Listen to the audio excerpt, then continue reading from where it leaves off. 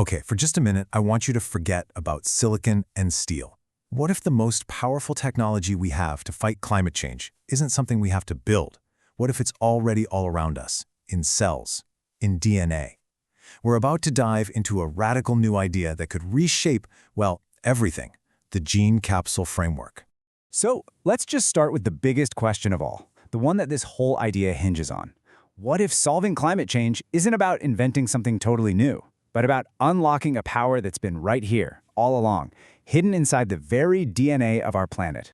But before we get to this wild potential solution, we really have to wrap our heads around the scale of the problem. I mean, to even understand why a concept this radical is on the table, you have to look at the numbers. This is the race to zero. 10 gigatons.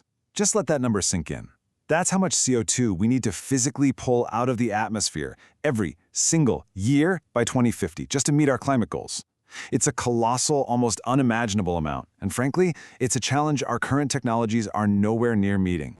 And look, don't get me wrong, our current solutions, solar, wind, even direct air capture, they are absolutely essential. We need them. But the hard truth is, they just aren't scaling up fast enough to close that 10 gigaton gap by themselves. We need something else, something revolutionary.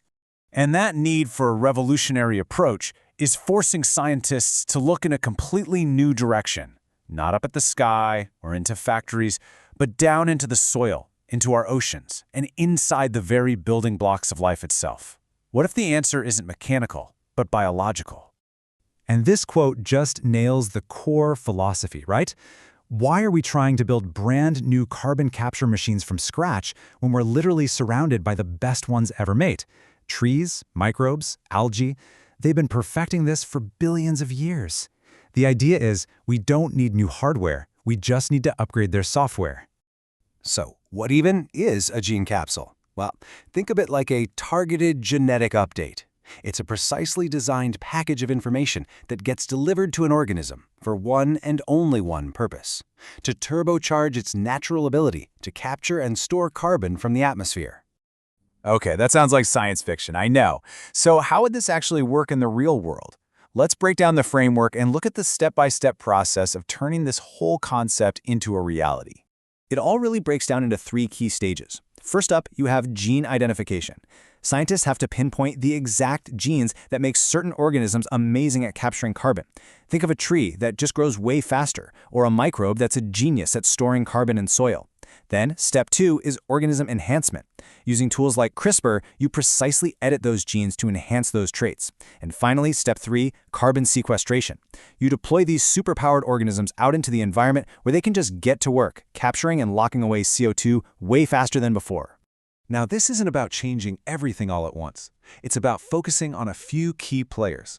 We're talking about creating hyper-efficient algae that can bloom in bioreactors, just soaking up CO2. Or engineering soil microbes to pull carbon deeper into the earth, making our farmland richer and healthier. Or maybe even designing trees with hardier, deeper root systems that can lock away carbon for centuries. And as you can see, each target has a really specific goal. For algae, it's all about supercharging its growth rate so it can absorb CO2 like a sponge in bioreactors. For microbes, the goal is to boost their ability to fix carbon deep in the topsoil. And for trees, it's about promoting those deep, resilient roots to store carbon for the long, long haul. Every single enhancement is tailored to that specific organism and its job. Okay, so that's the how, that's the science. But a power like this, it naturally leads to some enormous questions, right? So let's zoom back out and look at the bigger picture here, the incredible promise and the very real peril. You have to see this as a profound trade-off, a real double-edged sword. On one side, you've got this incredible potential for a climate solution that can actually work on that gigaton scale we talked about. It could restore ecosystems, but the risks, they're just as massive. We're talking about unforeseen impacts on biodiversity, potentially irreversible genetic changes in the wild, and these huge ethical questions about who gets to control this kind of power. And when you look at where the debate is, it really breaks down into a few key areas. The biggest concern by far is the direct ecological impact. What actually happens when you release an enhanced organism into the wild.